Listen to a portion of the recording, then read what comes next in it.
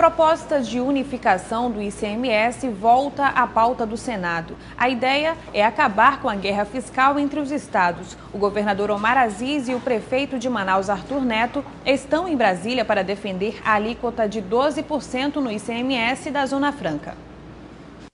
A Comissão de Assuntos Econômicos do Senado analisa nesta terça-feira 14 destaques apresentados pelos senadores ao projeto que unifica gradualmente em 4% a alíquota do imposto sobre circulação de mercadoria e serviços. O texto prevê ainda a manutenção do ICMS em 12% para a Zona Franca de Manaus, o que garantiria as vantagens competitivas do modelo. Para tentar manter os 12% do ICMS no polo industrial, o governador Omar Aziz, o prefeito Arthur Vigílio Neto e o superintendente da SUFRAMA, Tomás Nogueira, vão acompanhar a votação.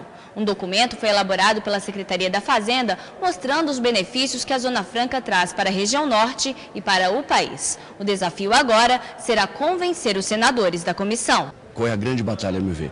É explicarmos que nós não tomamos nada de ninguém. Queremos apenas manter, e não está sendo fácil, manter os principais polos em Manaus, que sustenta as vidas dos manauaras que eu governo, dos amazonenses que o governo Omar governa. Para que a gente possa fazer o convencimento, não só político, mas técnico, mostrando que não existe uma lei que vá permitir que os outros estados sejam prejudicados. Pelo contrário, se a lei for modificada, com certeza o Amazonas é muito prejudicado. O desmatamento e a degradação de florestas na Amazônia atingiram uma área de 175 quilômetros quadrados entre agosto de 2012 e abril deste ano. Os dados foram divulgados pelo IBAMA. O número de alertas para a fiscalização do desmatamento cresceu 15% nos últimos 8 meses. Entre as áreas monitoradas, 65% foram completamente devastadas. Em 20%, houve degradação por uso de fogo e em 5%, degradação ambiental, quando apenas algumas árvores são cortadas. O estado do Mato Grosso continua no topo de derrubada de árvores por quilômetro quadrado. Em seguida aparecem Rondônia, Amazonas, Roraima e Tocantins. No Acre houve redução de 82% e, diferente dos outros anos, o Pará também registrou queda de 30%, situação que para o IBAMA deve permanecer daqui para frente. Conseguimos já uma grande vitória sobre os extratores de tora, que estavam tirando madeira fora da época da safra, debaixo de chuva, e temos a esperança de que assim que as nuvens abrirem, a gente não vai ter uma explosão no desmatamento, visto que as equipes do IBAMA, junto com a Força Nacional e a Polícia Rodoviária Federal, estão em campo desde o mês de janeiro. O número de autuações na região norte foi de quase 2.700, mais de 135 mil hectares de áreas embargadas. O valor das multas ultrapassou os 820 milhões. O presidente do IBAMA, Volney Zanardi, fez uma avaliação positiva de todo o processo. Uma avaliação positiva, no sentido que nós estamos tendo um menor índice de alertas de desmatamento. A nossa presença em campo, junto com uma série de atores parceiros aí do governo, tem sido efetivo agora 365 dias por ano, faz com que estejamos sempre presentes, mesmo com chuva, nossa fiscalização está em campo. Então esse processo tem nos dado muita segurança de que nós deveremos ter uma vitória novamente nesse ano em relação à redução do desmatamento na Amazônia. A Secretaria de Trânsito de Porto Velho, em Rondônia, quer que o Estado assuma a responsabilidade sobre a rodoviária da cidade. O município usa como base a Lei Complementar de 2007, no parágrafo onde diz que os terminais rodoviários devem ser de responsabilidade do Estado. Segundo o secretário de Trânsito da capital, havia a proposta de delegar aos municípios, mas isso nunca aconteceu. Ele explica que toda a arrecadação dos banheiros, das taxas de embarque, das permissões das empresas de ônibus vão para o DR. Então, não seria justo nem legal a prefeitura administrar como vem fazendo. Com base na lei, Carlos Gutenberg diz que já encaminhou um documento no dia 15 do mês passado ao Departamento de Estradas e Rodagens, informando e pedindo que o Estado assuma a rodoviária de Porto Velho dentro de 15 dias. O prazo acabou teoricamente. A Centran não teria mais responsabilidade sobre a administração, projetos de reforma ou construção de um novo terminal. Ninguém do DR quis comentar o caso. Enquanto isso, a rodoviária de Porto Velho continua em condições precárias, cheirando mal e precisando urgente de uma reforma geral. Ainda segundo a Secretaria de Trânsito, o terminal foi construído quando Rondônia ainda era território. Depois, quando passou a Estado na administração Jorge Teixeira, passou a ser administrada pelo governo. E na Praça da Estrada de Ferro Madeira Mamoré, em Porto Velho, a exposição de fios elétricos preocupa um especialista. Os fios são expostos por vendedores ambulantes.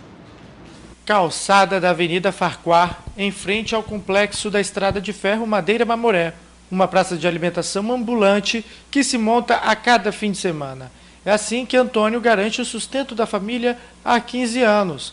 Mas a improvisação tem sido um problema para todos que vendem alimentos na calçada. A energia elétrica das barracas vem do posteamento do outro lado da rua. Os fios ficam expostos no asfalto, com os carros passando por cima. Existe o risco de uma descarga elétrica. Os vendedores dizem que não se negam a pagar pela energia, mas dependem de autorização. A liberação do relógio de energia está condicionado à autorização da Prefeitura. Comissão Pastoral da Terra lança livro sobre conflitos no campo no estado de Rondônia. Os detalhes com o repórter Marcos Salles. Olá, é na Arquidiocese que acontece o lançamento desse livro sobre conflitos no campo no estado de Rondônia. Quem vai passar mais detalhes sobre esse assunto comigo é o José Iborra Plans. Ele é o coordenador da Comissão Pastoral da Terra no estado. Olá, José. Bem, José, como é que está a incidência desses conflitos no estado? A incidência do ano passado foi bem alta, não é? Nós aqui registramos muitas famílias que estão sendo atingidas por conflito no campo, a maioria pequenos agricultores, não é?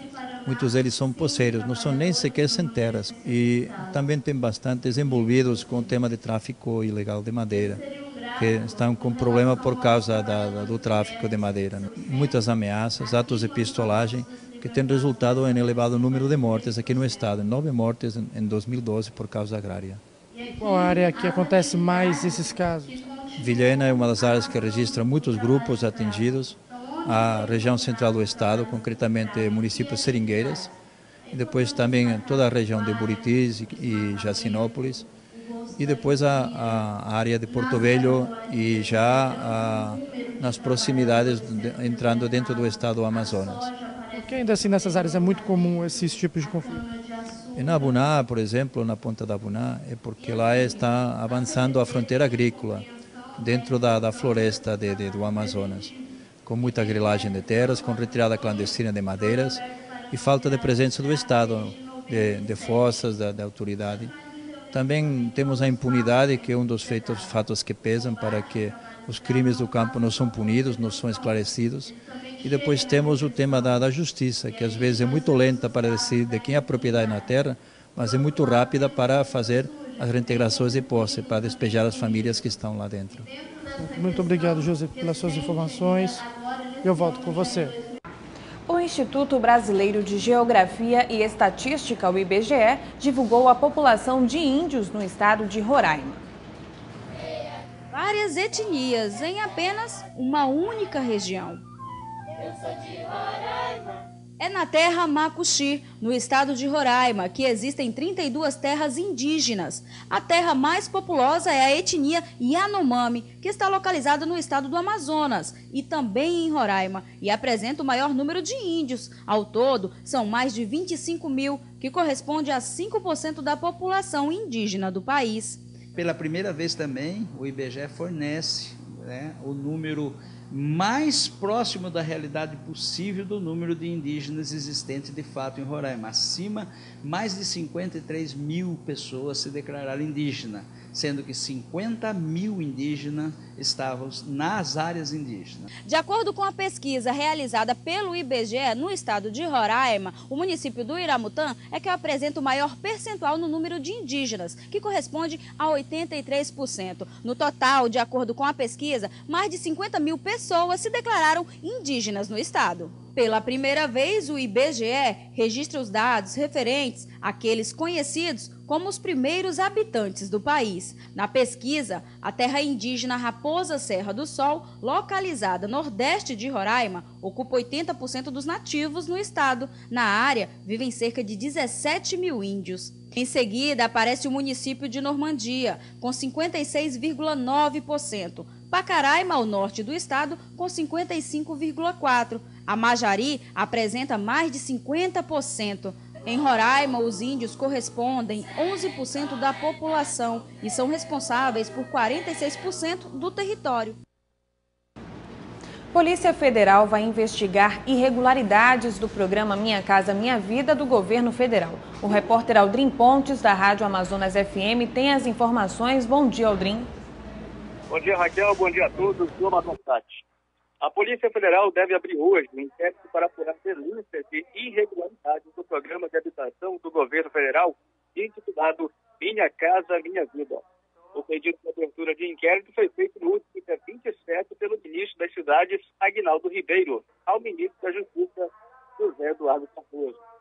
A solicitação do ministro acontece no mesmo dia, ou aconteceu no mesmo dia, em que foi publicado no Jornal de Circulação Nacional reportagem apostando em supostas fraudes no programa. De acordo com a denúncia, pequenas empresas subcontratadas pagariam propina para construtoras participantes do programa em municípios com até 50 mil habitantes.